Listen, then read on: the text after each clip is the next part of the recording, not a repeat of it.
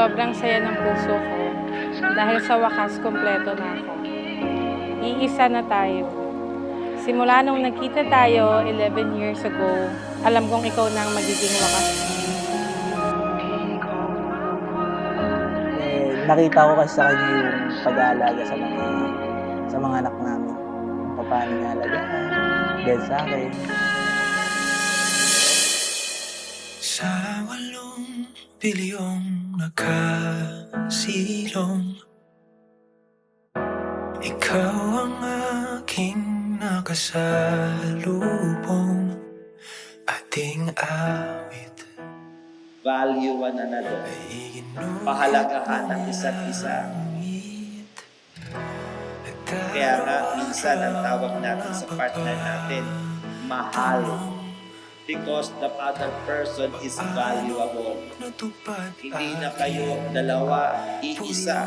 Sabi nga natin kanina, pag-iisang dibdib. Karugtog muna siya ng buhay. Parang siyang Wattpad story, yung nababasa sa Wattpad. Kasi ako, I'm just a simple girl sa school. And siya yung parang gangster. Ang daming mga kasama. Tapos, hindi ko in-expect na sa dinami-dami ng babae sa school, ako pala yung magugustuhan niya. Basta lahat gagawin ko. Maibigay ko lang yung mga gusto nila, pangangailangan, lalo sa mga special sa mga bata.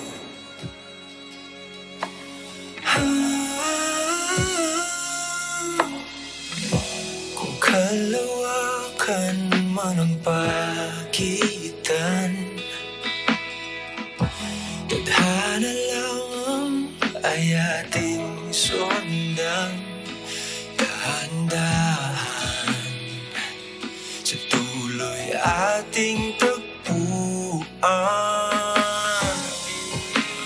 Paano nangyari? Tayo pa nagkakatipon-tipon upang masaksihan ang pag-iisang dibdib nila Salem at Aubrey. Di ko mawari, ikaw para sa'kin. Dalangin kita, diin lang darating.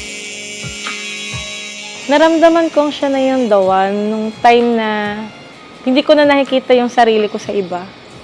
Parang hindi ko na nakikita yung future ko na may kasamang iba pa, kundi sa kanya lang. At the same time, simula nung bumuo kami ng family together, parang nakontento na ako. Paano nangyari sa akin na patingin? Salem, you may now kiss the bride.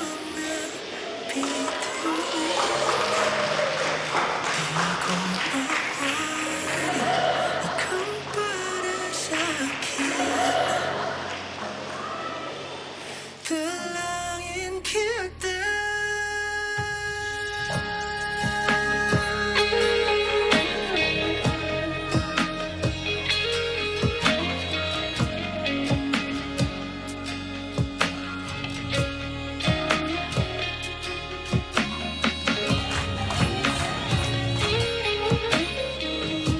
Napangako ko lang sa Diyos at sa mga mahal natin sa buhay, lalo ko pang pagsusumikapan na magampanan ko pang pagiging asawa at ama sa mga anak natin.